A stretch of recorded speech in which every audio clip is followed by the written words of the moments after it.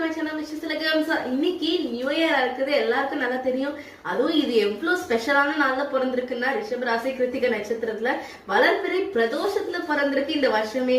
So ஒரு நல்ல ஸ்டார்ட்டுக்கு வந்துட்டோம். ஸோ இன்னைக்கு வந்து சிவனோட நாள்ல ஆரம்பிச்சிருக்கிறதுனால நான் சிவனுக்கு கோயிலுக்கு போயிட்டு வந்தோம். ஸோ வில்வ இலையை வந்து எடுத்துட்டு நாங்க பூஜை ரூம்ல போட போறோம். வாங்க பாருங்க.